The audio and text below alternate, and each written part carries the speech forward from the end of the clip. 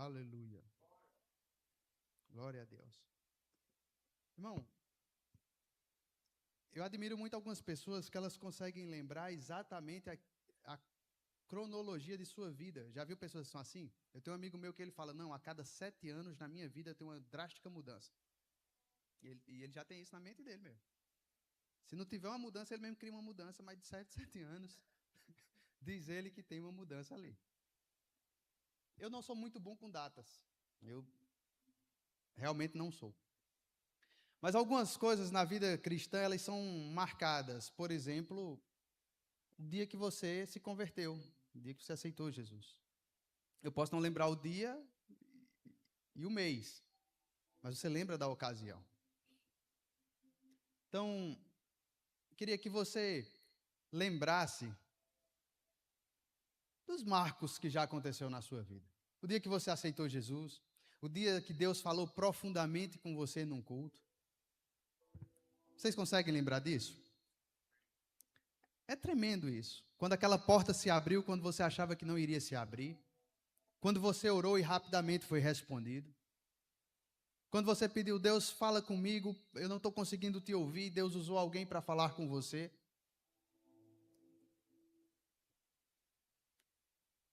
E eu estava pensando que muitas vezes nós celebramos o dia que Deus nos alcançou, nós celebramos o dia que Ele mudou a nossa sorte, nós celebramos o dia que nós nos convertemos, nós nos alegramos pelo dia que Ele respondeu às nossas orações, nós nos alegramos no dia que Ele fez do impossível possível, nós nos alegramos com o dia da nossa cura, no dia que recebemos mais dEle, mas o que vem depois?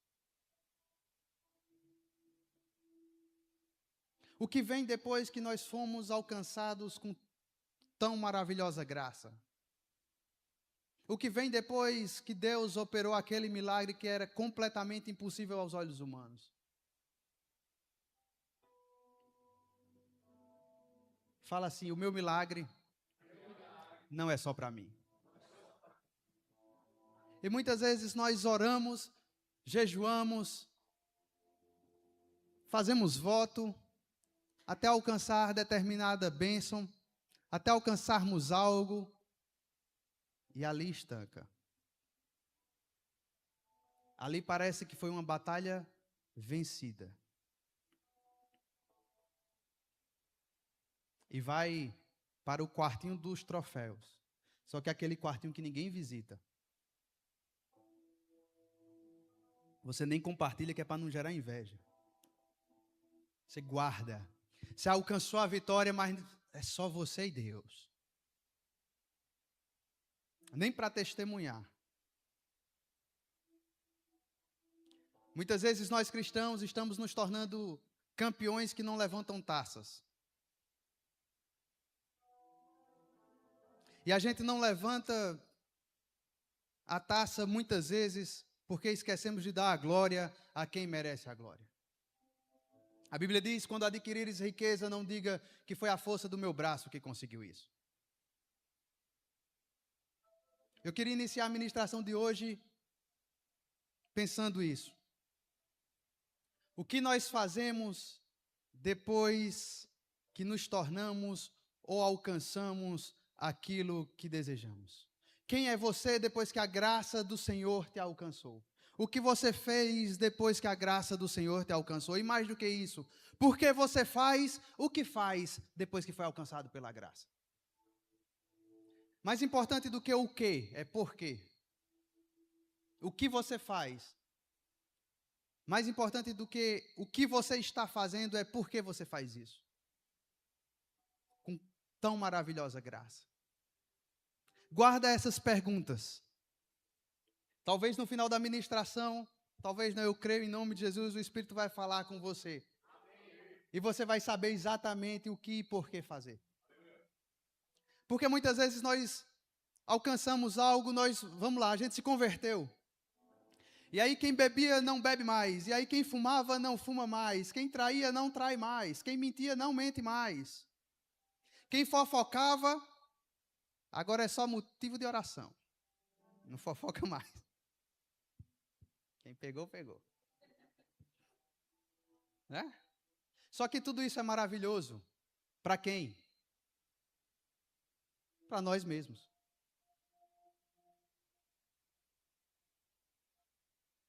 Para quem isso é maravilhoso? Para quem isso é bom?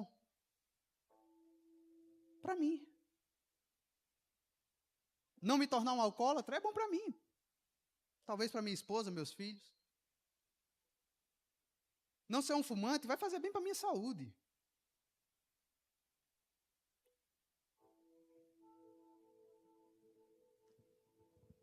Isso tudo é bom demais para nós. Mas, querido, o evangelho não é sobre nós. É sobre Ele. Não fomos nós que morremos na cruz, nós nem merecíamos estar aqui. Então não é sobre nós, não é sobre você, não é sobre eu. Se isso aqui fosse uma festa, nós estaríamos praticamente de penetra na festa, porque ela não foi para nós. Nós não somos dignos, nem temos condição de pagar o ingresso da festa, que é a vida eterna no céu. Aí alguém veio, morreu na cruz, derramou seu sangue e pagou o nosso ingresso. Então você não é digno de estar aqui. Então essa festa não é sobre mim, nem sobre você, é sobre Ele. Essa festa é sobre quem te chamou, é sobre quem pagou o preço. Quem aqui já recebeu a graça do Senhor? O que você produziu? O que a graça produziu em você? A graça produziu em mim alegria, Gustavo. Eu vivia triste, hoje pela graça eu vivo feliz. Produziu em mim salvação e vida eterna. A graça produziu novos modos, nova conduta de vida. Oh, Gustavo, eu era tão descontrolado com dinheiro, devia a todo mundo, agora eu tento ser certinho aqui e tal.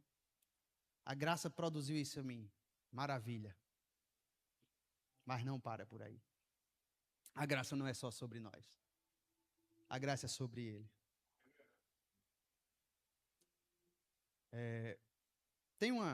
Eu vou contar 3 histórias na Bíblia. Quem gosta de ouvir história? Mas não precisa orar mais por esse pessoal não, tá? Tem um que o nome é bem bonito. Quem tiver querendo ter filho ou pensa em ter filho um dia, eu sugiro esse nome, é um nome lindo.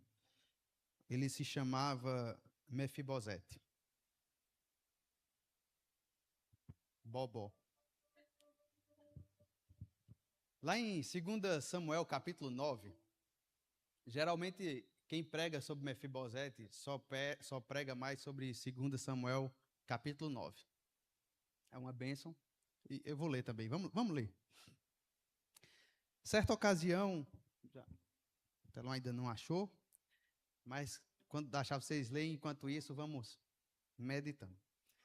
Certa ocasião, Davi perguntou: resta alguém da família de Saul a quem eu possa mostrar bondade por causa da minha amizade com Jonatas? Tem um hino bem antigo que conta essa história, não sei se vocês já ouviram. Eu sugiro que durante a pregação vocês digam amém, glória a Deus, senão eu vou cantá-lo. Então chamaram Ziba, um dos servos da casa de Saul, que se apresentasse a Davi. O rei lhe perguntou: você é Ziba? Sou teu servo, ele respondeu. O rei perguntou-lhe: resta ainda alguém da família de Saul a quem eu possa mostrar a bondade de Deus? Ainda há um filho de Jonatas, aleijado dos pés, respondeu. Onde está ele? Perguntou o rei. Ziba respondeu: na casa de Maquir, filho de Amiel, em Lodebar. Lodebar significa pastos secos, terra seca. Então o rei Davi mandou trazê-lo de Lodebar. Quando Mefibosete, filho de Jonatas e neto de Saul, compareceu diante de Davi, prostrou-se com o rosto em terra. Mefibosete? Perguntou Davi. Ele respondeu: eis aqui o teu servo. Não tenha medo, disse-lhe Davi, pois é certo que eu tratarei com bondade por causa de Jonatas, o seu pai. Aí vem. Só um parênteses aqui. Ziba chega e diz: tem um aleijado. Aí a Bíblia mais na frente diz: chegou Mefibosete, neto de Saul, filho de Jonatas. É que o mundo, ele sempre nos aponta pelo nosso erro, né? Pela nossa falha. Ziba tem um aleijado.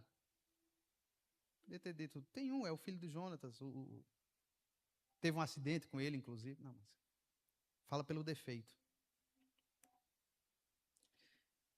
Mefibosete, no versículo 7, não, no versículo 7, parte 2, diz o seguinte: vou devolver-lhe todas as terras que pertenciam ao seu avô Saul, e você comerá sempre à minha mesa. Mefibosete prostrou-se e disse: quem é teu servo para que te preocupes com um cão morto como eu? Então o rei convocou Ziba, servo de Saul, e disse-lhe: devolvi ao neto de Saul, o seu senhor. Deixou de ser aleijado para ser senhor de Ziba já. Tudo o que pertencia a ele e à família dele.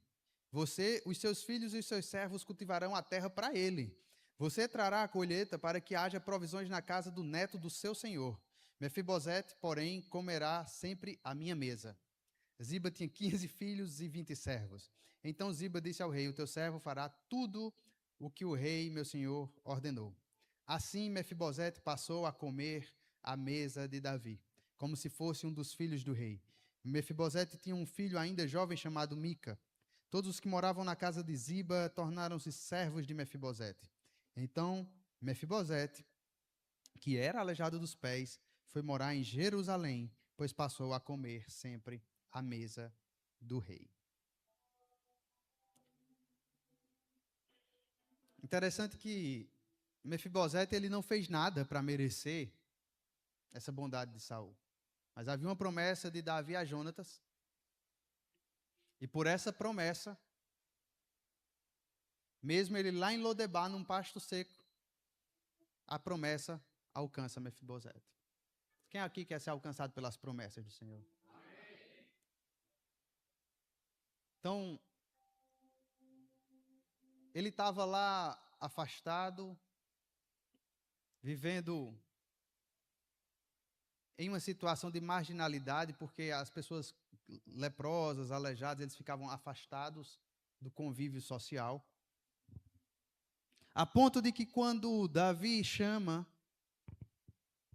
e diz que será bondoso com Mefibosete, ele se prostra e diz: quem é o teu servo, um cão morto, para que você o trate assim? Ele se via indigno de tamanha bondade. E aí Davi diz: olha, a partir de hoje, você vai sentar na mesa comigo. Quem sabe que na mesa, ele sentado, não dava para ver o defeito dos pés. É que na mesa do Senhor, os nossos defeitos e os nossos erros, eles estão encobertos pelo seu sangue. E aí ele diz: olha, você vai sentar na mesa comigo. Você vai comer todos os dias o que eu comer. Você vai se vestir igualzinho a mim. E todas as terras que eram do rei Saul, seu avô, elas passam a ser suas. Literalmente, ele passou a reinar em vida, depois que a promessa o alcançou. Mas não é necessariamente sobre o capítulo 9 que eu gostaria que a gente lembrasse essa noite. Vamos para o capítulo 19. Aqui eu achei forte. Fala assim comigo: eita Deus. 2 Samuel 19, 24.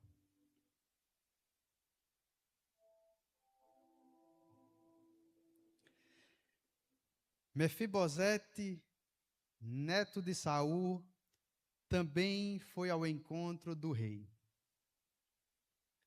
Ele não havia lavado os pés.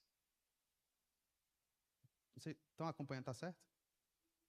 Ele não havia lavado os pés, nem aparado a barba, nem lavado as roupas, desde o dia em que partira até o dia em que voltou em segurança. Em uma outra versão, nessa parte dos pés, diz que ele não havia tratado os próprios pés. Provavelmente, lá no palácio, deviam estar tratando algumas feridas, alguma coisa, dos pés dele, mas ele parou com isso enquanto Davi estava fora.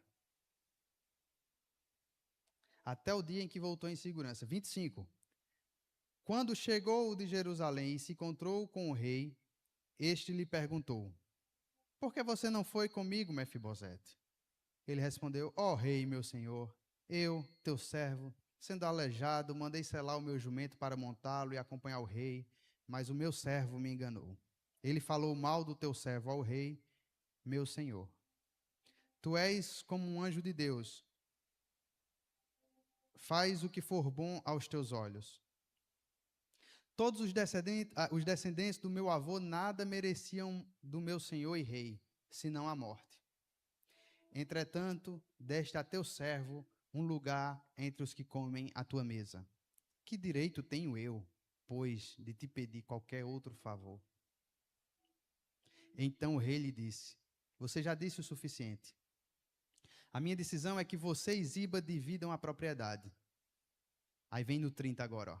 Mefibosete, porém, disse ao rei: deixa que ele fique com tudo, agora que o rei, meu senhor, chegou em segurança ao seu lar. Olha a lealdade e a gratidão de Mefibosete a Davi. Davi volta e encontra o Mefibosete triste, embora comendo na mesa do rei, sendo tratado como um rei, vestido como um rei, reinando nas terras que era de outro, do seu avô que também era rei, o rei Saul. Ele tinha tudo, obviamente exceto sua deficiência, mas materialmente tudo, servos para levá-lo. Ele tinha tudo para ser feliz, para ser naturalmente feliz, para ter aquilo que a gente chama de uma vida abundante na terra.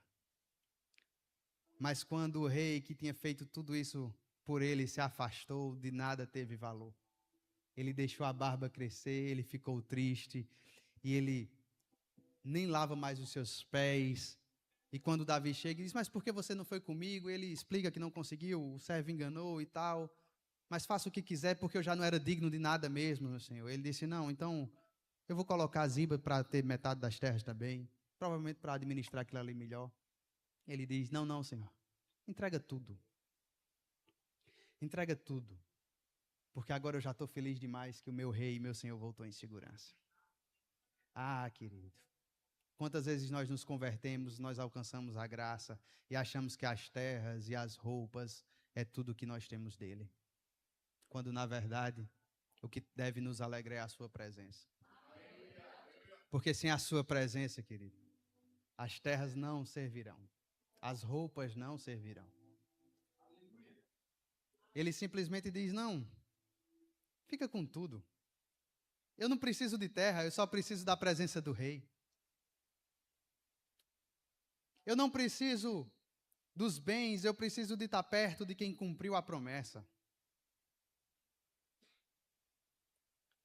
Querido, mais importante do que você se apegar àquilo que você recebeu, é se apegar é se apegar a quem te entregou a promessa. A presença de Davi era mais importante para Mefibosete. A graça que ele alcançou, que ele não era digno, através da presença de Davi, era mais importante do que qualquer bem que ele poderia receber. E aí a gente vai para o Novo Testamento. Eu quero que você entenda que a graça, obviamente de forma simbólica eu estou falando, quando alcançou o Mefibosete, essa graça produziu em Mefibosete uma gratidão, uma lealdade a Davi. E agora vamos para o Novo Testamento para ver outras coisas que a graça pode produzir em nós. Lá no livro de Lucas, no capítulo 19, no versículo 1. Aleluia. Lucas 19, versículo 1. Jesus entrou em Jericó e começou a atravessar a cidade. Havia ali um homem rico chamado Zaqueu, chefe dos publicanos. Ele queria ver quem era Jesus, mas sendo de pequena estatura não conseguia por causa da multidão. Assim correu adiante e subiu em uma figueira brava, para vê-lo, pois Jesus estava prestes a passar por ali. Quando Jesus chegou àquele lugar, olhou para cima e lhe disse: Zaqueu, desça depressa, porque hoje preciso ficar na sua casa. Então ele desceu rapidamente e o recebeu com alegria. Todo o povo viu isso e começou a se queixar. Ele se hospedou na casa de um pecador. Zaqueu, porém, levantou-se e disse ao Senhor: Olha, Senhor, darei a metade dos meus bens aos pobres. E se de alguém extorquir alguma coisa, devolverei 4 vezes mais. Jesus lhe disse: Hoje houve salvação nesta casa, porque este homem também é filho de Abraão. Pois o Filho do Homem veio buscar e salvar o que estava perdido. O que eu acho interessante dessa passagem é que quando Jesus diz: Olha, Zaqueu, desce daí, que eu vou jantar na sua casa. Se eu fosse Zaqueu, me bateria uma certa preocupação de mandar um WhatsApp para Milena dizendo: aquele famoso está indo jantar aí em casa. Prepara a mesa. E Jesus chegou meio que de surpresa para Zaqueu. Ele não esperava que Jesus fosse vê-lo, muito menos que Jesus fosse entrar na sua casa. E Jesus entrou de surpresa. Eu não sei se estava bagunçada a casa de Zaqueu, eu não sei se estava desarrumada, se eles estavam prontos para receber uma visita tão especial. Quem sabe que Jesus era uma celebridade naquela época. Uma multidão percorria com ele, era alguém de muita importância. Deu nem tempo ele dizer: mata o melhor carneiro. Não, não, não. Jesus disse: eu vou assim mesmo. E na nossa vida foi dessa forma. Jesus não esperou que a gente nos organizássemos, que a gente preparasse algo para ele. Ele não esperou que a gente arrumasse, pintasse a casa, limpasse, tirasse o lixo. Não, não, não. Ele simplesmente disse: hoje eu vou entrar na sua casa. E quando ele entrou, ele mesmo fez a obra. Não deu nem tempo Zaqueu mandar o WhatsApp. Casa já... Do jeito que estava, Jesus entrou. E Jesus foi para onde? Foi para a mesa. Foi para um lugar de comunhão. Assim como Mefibosete estava na mesa em comunhão com o rei, a ponto de quando o rei sair ele ficar tão triste, Jesus entra na casa de Zaqueu e pouco importa a bagunça, e pouco importa quem que era Zaqueu, porque na verdade o que Jesus queria era a comunhão, e não a comunhão por comunhão, mas uma comunhão por salvação, e não apenas a salvação de Zaqueu, mas também a restituição e o transbordo para aqueles que Zaqueu havia roubado. A lei daquela época, ela dizia que quando você roubava alguém, você pagava algo em torno de 20%, de 2 vezes mais do que o que tinha roubado, e uma multa. Zaqueu, ele coloca para ele mesmo a penitência de 400 vezes, quando ele diz: eu devolvo 4 vezes mais. Era uma pena maior, era mais para crimes violentos, digamos assim, furto e roubo. Quem é da área vai entender. E ele mesmo, ele vou devolver 4 vezes mais. Só que se você prestar atenção, ele diz: primeiro eu vou dividir tudo que eu tenho com os pobres. Então, de 100 ele tem 50, e dos 50 ele disse: eu vou pagar 4 vezes. Ou seja, ele praticamente ficou com nada. A percepção da graça que ele alcançou naquele jantar.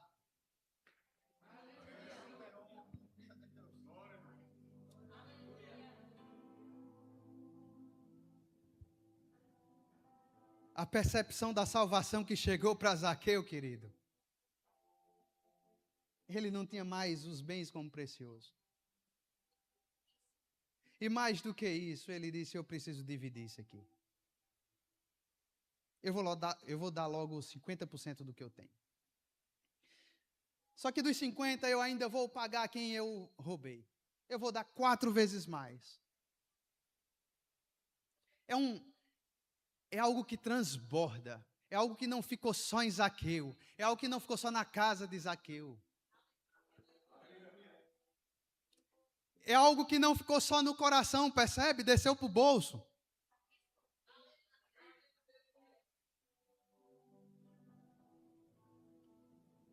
Se você sabe fazer conta, quanto tempo você tem de vida? 70, 80, 90, 100 anos. Aí Deus te propôs um negócio e Ele disse: me entrega esses teus 70, 80, 100 e eu vou te dar uma eternidade. E óbvio que quem está aqui já aceitou Jesus não é bobo para rejeitar um negócio desse. Porque é uma eternidade sem dor, uma eternidade sem problemas, uma eternidade de louvor, uma eternidade na mesa do rei, em comunhão eterna com o rei. É óbvio que qualquer um aceitaria. Jesus é bom demais. Só que ele é tão bom que quando nós nos convertemos e aceitamos a graça, nós não queremos ela só para nós. Nós queremos impactar outras pessoas. Nós queremos distribuir. Olha, é muito bom, eu preciso que você também aceite isso. É por isso a nossa vontade de que todos os nossos familiares também se convertam e aceitem Jesus e possam desfrutar dessa graça, possam desfrutar dessa mesa. Olha, essa comida é muito boa, mas nós temos uma comida eterna que é muito melhor. Porque a graça de Deus, quando ela chega, ela não muda apenas o nosso destino eterno, ela muda a maneira como administramos a nossa vida presente. E a maneira que nós mudamos a nossa vida presente não é para nós mesmos, porque se fosse só isso já era muito bom. Mas como eu disse no início dessa ministração, o evangelho não é sobre nós, é sobre Ele. Essa mensagem que nós carregamos não é sobre nós mesmos, é sobre Ele, é sobre o Rei, é sobre a mesa dEle, é sobre o banquete que está posto para todos. Então eu quero, porque eu sei que é bom, eu quero que todos possam sentar e desfrutar dessa graça. E eu quero mais que isso, eu quero transbordar para as pessoas, eu quero que essa graça, ao alcançar as pessoas, ela transborde para outros. A forma que Zaqueu tinha de transbordar era financeira, então ele transbordou financeiramente. O que Mefibosete tinha era o que Davi tinha dado, ele devolveu, ele disse, eu nem quero mais isso. E olha que era muito para quem não tinha nada. Aleluia. Não existe salvação sem transbordar. Se você aceitou Jesus e você não está, de uma forma ou de outra, tentando transbordar na vida das pessoas, você se tornou um religioso. A religião é assim. Eu tenho os meus costumes, eu tenho os meus deveres, eu tenho os meus credos e não discuto com ninguém. Isso é religião. Cada um, porque religião não se discute. Eu não quero discutir religião, não, eu só quero que você experimente. Eu não quero quem é que está certo. Eu não preciso disputar. Isso aqui não é Enem para saber quem está certo e quem está errado. Isso aqui é vida eterna. Isso aqui é, se quiserdes e me ouvirdes, comereis o melhor dessa terra. Isso aqui é porque eu sou sacerdócio real. É porque agora eu não estou mais em Lodebar. Agora eu sento na mesa do rei. Agora é porque eu não preciso mais subir numa árvore para poder ver Jesus. Agora é porque Jesus entrou na minha casa e entrou do jeito que estava. Mas ele não deixou do jeito que estava. Ele limpou tudo. Ele organizou tudo. E agora eu quero transbordar isso que ele deixou na minha vida para os outros. Ah, essa vida abundante eu não quero só para mim, não. Até porque é abundante demais para um só. Então nós estamos vendo que Mefibosete, ele, após receber aquilo que Deus tinha para ele gerou para ele lealdade e gratidão. Zaqueu, ele transborda na vida das pessoas. E eu tenho um terceiro personagem que eu gostaria de trazer aqui essa noite. Esse sozinho, esse personagem ele daria para a gente falar umas 3 horas. Eu amo essa passagem. É sobre a mulher samaritana.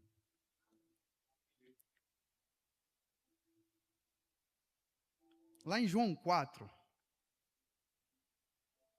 Vamos abrir lá. João capítulo 4. Quem aqui conhece a história da mulher samaritana?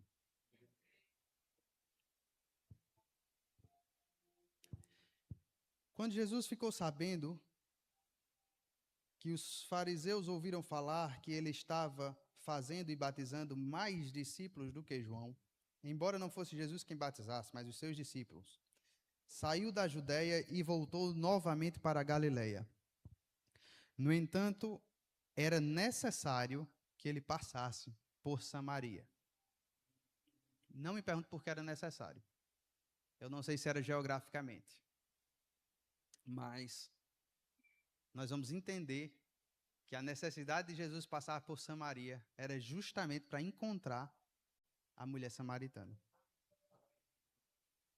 Assim chegou a uma cidade de Samaria, chamada Sicar, perto das terras que Jacó tinha dado a seu filho José. Havia ali o poço de Jacó. Cansado da viagem, Jesus sentou-se à beira do poço. Só faltava ter uma mesa nesse poço, né? Aí ficava até mais. Isto se deu por volta do meio-dia. Nisso veio uma mulher samaritana tirar água. Engraçado que eu fui ver porque é que, tipo, meio-dia. Por que isso está na Bíblia? A gente tem que ler a Bíblia assim, questionando. Porque não vem me dizer que você lê as passagens da Bíblia e você entende tudo de primeira, não, porque tem umas palavras, né, assim. Aí você vai lá no Google aí, por que fala em meio-dia?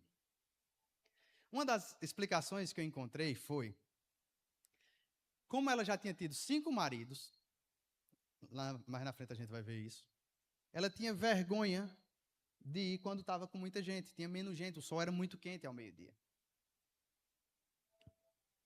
Então, nesse horário específico, ela ia buscar água porque teria menos pessoas no poço. Nisso veio uma mulher samaritana tirar água. Jesus lhe disse: dê-me um pouco de água. Os seus discípulos tinham ido à cidade comprar comida. A mulher samaritana lhe perguntou: como o Senhor, sendo judeu, pede a mim, uma samaritana, água para beber? Ela perguntou isso porque os judeus não se dão bem com os samaritanos. Jesus lhe respondeu: se você conhecesse o dom de Deus e quem está pedindo água, você lhe teria pedido e ele lhe daria água viva. A mulher disse: o senhor não tem com que tirar água e o poço é fundo. Onde pode conseguir essa água viva? Acaso o Senhor é maior do que o nosso pai Jacó, que nos deu o poço do qual ele mesmo bebeu, bem como os seus filhos e o seu gado? Jesus respondeu: quem beber desta água terá sede outra vez. Mas quem beber da água que eu lhe der, nunca mais terá sede. Ao contrário, a água que eu lhe der se tornará nele uma fonte de água a jorrar para a vida eterna. No 15, a mulher lhe disse: Senhor, dei-me dessa água, para que eu nunca mais tenha sede, nem precise voltar aqui para tirar água. Ele lhe disse: aí vem. Ela pediu a água, né? E estava sem. Ela falou: mas você não tem nem água, o poço é fundo, como é que você vai tirar? Mas a água que eu lhe der, você não torna a ter sede. E aí ela meio que desafia, ela diz: então me dê dessa água, eu quero. Aí Jesus disse: chama teu marido. Ela fala: eu não tenho marido. Aí Jesus diz: dissestes bem, porque você já teve 5. E esse que você está não é seu. Misericórdia. E Jesus conversando com ela. Olha que aparência do mal.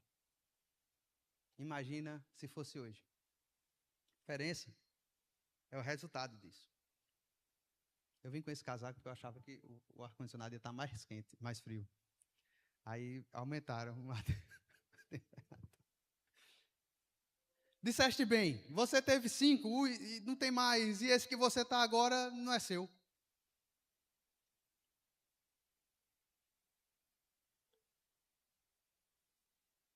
A mulher diz no 19: Senhor, vejo que é profeta. Os nossos antepassados adoraram neste monte. Mas vocês, judeus, dizem que Jerusalém é o lugar onde se deve adorar. Como quem diz, eu estou perdido. Jesus declarou: creia em mim, mulher. Está próxima a hora em que vocês não adorarão o Pai, nem neste monte, nem em Jerusalém. Vocês, samaritanos, adoram o que não conhecem. Nós adoramos o que conhecemos. Conhecer quer dizer comunhão, tá? Pois a salvação vem dos judeus. No entanto, está chegando a hora, e de fato já chegou, em que os verdadeiros adoradores adorarão o Pai em espírito e em verdade. Estes são os adoradores que o Pai procura, porque Deus é espírito e é necessário que os seus adoradores o adorem em espírito e em verdade. A mulher reconhece e diz: eu sei que o Messias vem e que é chamado Cristo. Quando vier, ele nos explicará tudo. Então Jesus declarou: eu sou o Messias, eu que estou falando com você. Aleluia. Foi meio-dia, no horário mais improvável de você encontrar Jesus. Naquele momento. Era quente demais, não tinha ninguém no poço, Jesus não tinha balde. Ele podia ter dito: eu vou esperar os discípulos voltarem, quando o sol estiver mais frio eu vou lá pegar água, porque vai ter gente e alguém vai me ajudar a tirar essa água. Não. Era necessário passar por Samaria, e essa necessidade, creio eu, era para encontrar esta mulher. A Bíblia diz que ela reconhece e que ela, ao sair dali, ela ganha quase que a cidade inteira para Jesus. Sabe o que eu acho forte? É que a reputação dela era terrível. Gente, quantos 1000 anos atrás a gente está falando isso? Lembra que Mefibosete, quando chega, ele diz: quem sou eu? Um cão morto para o meu Senhor me trazer aqui. A identidade dele, ele já tinha esquecido que era neto de rei, filho de príncipe, herdeiro de trono. Esqueceu tudo isso. Ele se via como um cão morto. Quando você chega na mulher de Samaria,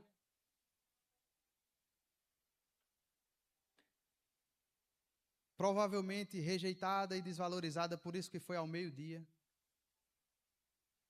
Mas a Bíblia diz que ela ganha quase Samaria inteira para Jesus.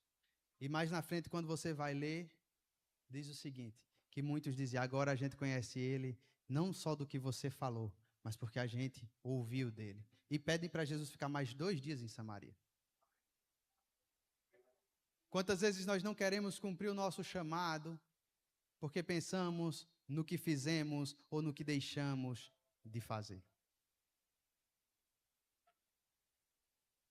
É interessante que Mefibosete deu tudo o que tinha para o rei.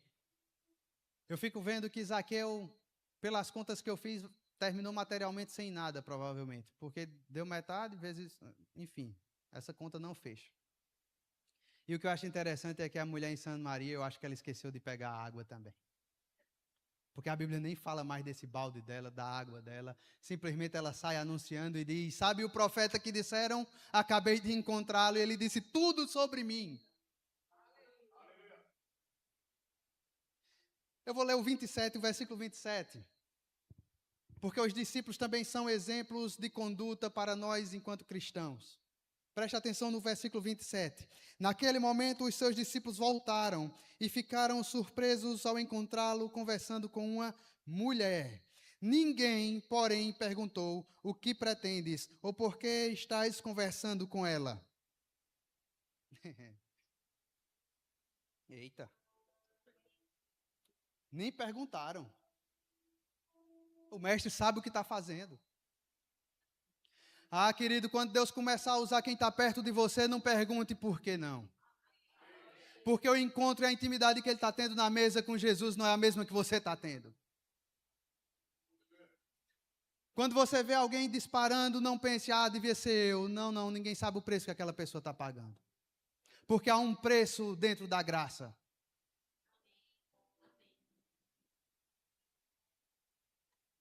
Há um preço de gratidão dentro da graça. Há um preço material a ser pago dentro da graça. Não existe uma graça que não te requer mais nada. Porque se você não é pelo menos grato, talvez a sua falha até de caráter. Gratidão não é virtude, é obrigação. E a Bíblia diz que os discípulos chegaram, ficaram surpresos porque era uma mulher, mas não questionaram. Mas fulano está sendo usado assim. Fulano. Porque ele escolhe quem quer. E mais do que isso, aquele que tem coragem. Aquele que tem coragem. Porque ela podia ter dito, que maravilha que o Senhor me encontrou. Que maravilha ter encontrado o Messias. Não sou digna. Ir para casa e no máximo dizer ao que nem era marido dela, né? Olha, encontrei o Messias. Que maravilha, eu queria muito falar, mas aqui em Samaria, todo mundo conhece meu histórico. Ou ela podia ter dito, mestre, deixa-me acompanhar você. Quando você for passando, deixa que eu vá com você. Porque aqui todos vão falar e ninguém vai acreditar na minha mudança de vida. Aonde abundou o pecado, superabundará a graça. Essa mulher, humanamente mal falada, vai para as páginas da Bíblia como uma mulher que evangelizou uma cidade. Ô irmão, para de dizer que não pode ser usado, pelo amor de Deus. Essa graça não é só para você, não. Não é só para você tomar água viva, nunca mais ter sede e guardar essa água para você, não. A fonte é para a vida eterna, é água demais. Se você não está transbordando no seu dia a dia, se você não está transbordando nas suas redes sociais, ou seja lá como você tenha um meio de divulgar o Senhor, alguma coisa está errada. Alguma coisa precisa ser ajustada. Você consegue receber alguém na sua casa, colocar uma mesa farta e comer sozinho sem oferecer? Alguém aqui consegue isso? Tudo bem que você pode fazer como Davi, né, meu filho? Que ele oferece chocolate, mas talvez ele não queira tanto que você aceite. Imagina, com a graça que você recebeu, você não consegue oferecer? Você não consegue transbordar? Vamos ver agora o versículo 39. Muitos samaritanos daquela cidade creram nele por causa do seguinte testemunho dado pela mulher. Ele me disse tudo o que tenho feito.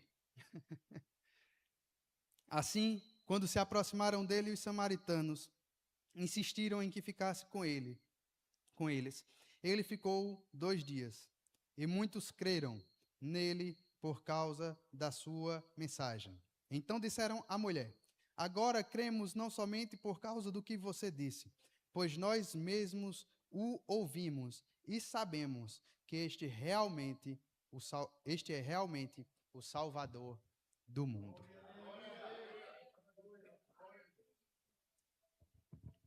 Jesus chega para encontrar aquela mulher escondida, provavelmente triste, para buscar água. E ela sai do poço anunciando Jesus. De um dia normal para ela entra para a história da humanidade. É que a vida com Jesus é assim. De um dia normal. Em um dia que você está evitando as pessoas. Em um dia que você só quer tomar água. No dia que você só está carregando o seu balde e só tem água para você mesmo. Algo extraordinário pode acontecer. Só que para algo extraordinário acontecer, você precisa saber o que fazer quando isso acontecer. A mulher que tinha vergonha de ser vista tirando água, agora convida as pessoas para também conhecerem Jesus.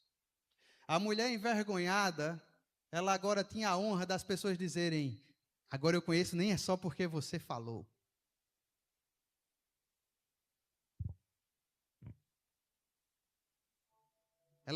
A graça chega e transforma uma envergonhada em uma ganhadora de almas. Oh, essa graça que nos alcançou e transformou as nossas vidas. Porque na mesa não dá para perceber os defeitos. Na mesa é para ter comunhão. A mesa até lembrou quem eles eram. Mas não os deixou da mesma forma. Porque quando a gente tem comunhão com Deus, chega a luz. E a luz realmente ela mostra a forma como estamos. Só que na comunhão da mesa chega a luz, mas também chega o alimento. E quanto mais alimentados no Espírito e na sua graça, menos bagunçados estaremos. Menos em Lodebar estaremos. Menos em um pasto seco estaremos. Porque na mesa há fartura. Para nós e para outros. O que eu queria chamar a atenção dos meus irmãos nessa noite é o que estamos fazendo após provarmos da graça. O que temos feito depois do banquete que Jesus nos serviu. Se eu puder dar um título para essa ministração, será o próximo capítulo da graça. Porque Deus está contando, celebrando vida, comigo e com você, para escrever o próximo capítulo depois que recebemos e gozamos da graça de Deus. Zaqueu não recebeu a graça e continuou um corrupto. E não continuar corrupto seria bom talvez para ele mesmo. Mas Zaqueu recebeu a graça e repartiu o que tinha. A mulher samaritana recebeu a graça. Jesus disse como era a vida dela. Reconheceu ali. Mas o capítulo da história dela não acaba ali. Versículos depois, ela escreveu um próximo capítulo, que é o transbordo da graça. Deus derramou a sua graça não apenas para a salvação, mas para você cumprir o chamado. Para que Ele possa transbordar através da sua vida. Ele está esperando você dizer, eis-me aqui, Senhor, eu quero escrever o próximo capítulo da tua graça na minha vida. Mefibosete recebeu graça e tornou-se leal. Zaqueu recebeu graça e tornou-se íntegro. Samaritana recebeu graça e se tornou testemunha. A pergunta inicial é o que a graça produziu em nós e o que estamos fazendo com a graça. Reflete sobre isso. Existe uma diferença entre ser tocado pela graça e existe uma diferença entre deixar-se ser transformado pela graça. Porque quando Jesus nos toca, nós reconhecemos que não existe salvação fora dele. Mas quando nós deixamos que a graça salvífica nos transforme, aí, querido, nós começamos a transbordar na vida de outros. A evidência que a graça me alcançou não é apenas que eu fui perdoado.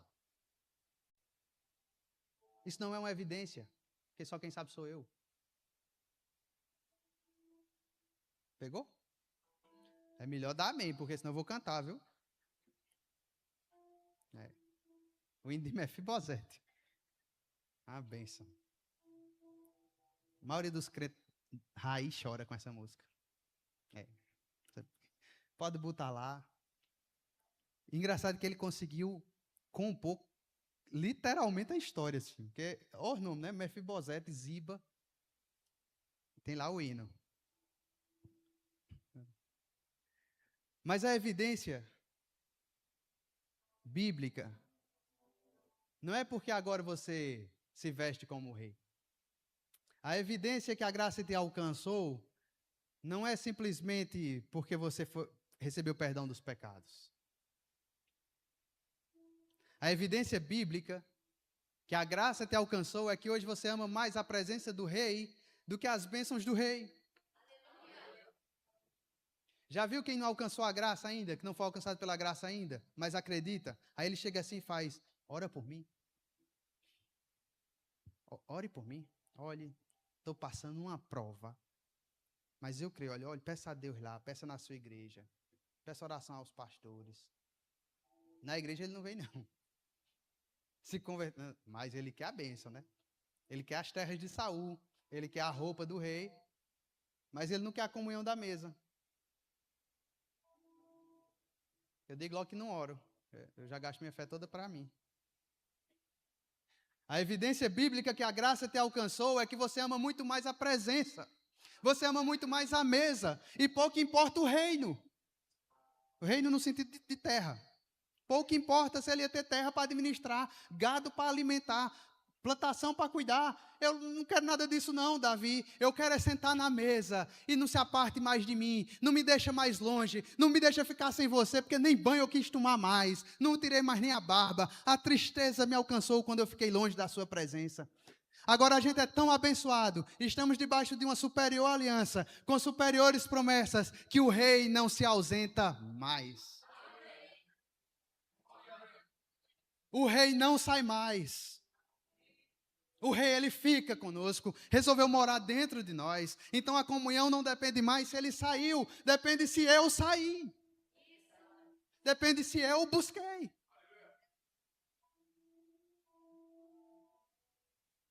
Isso é graça. Minha casa está bagunçada, mas Jesus quis jantar.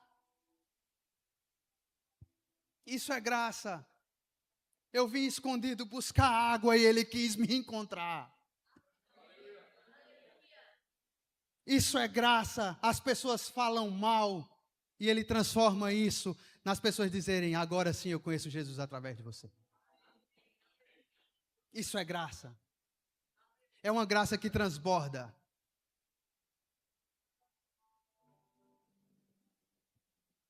É uma graça que me traz propósito de vida. É uma graça que a gratidão que é gerada em mim me faz querer falar e falar e falar sobre Jesus. É uma graça que quando me alcançou não troco mais por nada. É por isso que só a Ele nós prestamos culto. É por isso que a gente não deixa mais nada ocupar o lugar de Deus nas nossas vidas.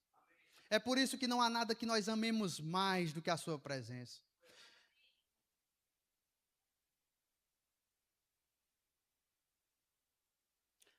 O sinal de que a graça nos alcançou, além do perdão dos pecados, além de amarmos mais a presença do Rei, é que agora nós vivemos com integridade, assim como Zaqueu. É porque agora nós transbordamos na vida das pessoas. E mais que isso, nós não conseguimos ficar calados sobre aquilo que ele fez. A gente não consegue mais conter isso. Então, meu querido, minha querida, queria que hoje à noite você voltasse para casa, pensando, meditando, se puder anote. O que eu tenho feito com a maravilhosa graça que recebi?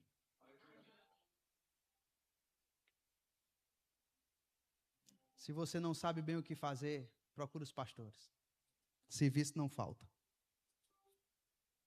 Se você não sabe bem o que fazer, chama alguém para vir para a igreja. Vai buscar se for preciso. Tenha isso ardendo no seu coração. Se você amou aceitar Jesus, se você recebeu dessa graça, se você realmente usufrui dessa mesa, não guarde ela só para você. Nós temos muitos escritores que falam sobre propósito de vida. Muitos. Viktor Frankl, só lembrei dele agora, mas tem muitos.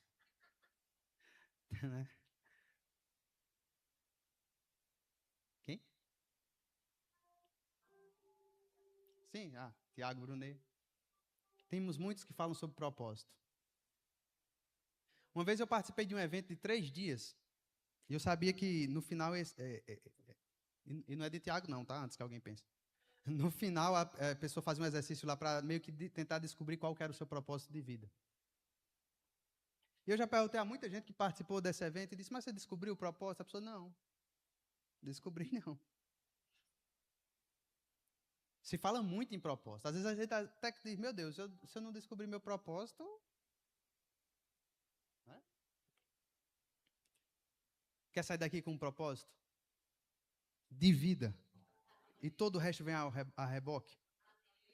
Seu propósito de vida é transbordar a graça. Não existe nada que seja maior do que isso para a vida de um cristão. Nada. Nada. Nada é maior do que fazer a graça de Deus transbordar. Do que fazer Jesus ser conhecido. Então, se você ainda não descobriu qual é o seu propósito, vai meditando sobre isso. O que eu tenho feito com tamanha graça que me alcançou? Eu aleijado. Eu que tive um passado tenebroso. Eu que, assim como Zaqueu, não era digno que Jesus entrasse na minha casa. E recebi tudo isso. Entrei na festa sem pagar o ingresso. Porque Jesus pagou na cruz do Calvário. O que eu estou fazendo com tamanha salvação e com tamanha graça. Amém?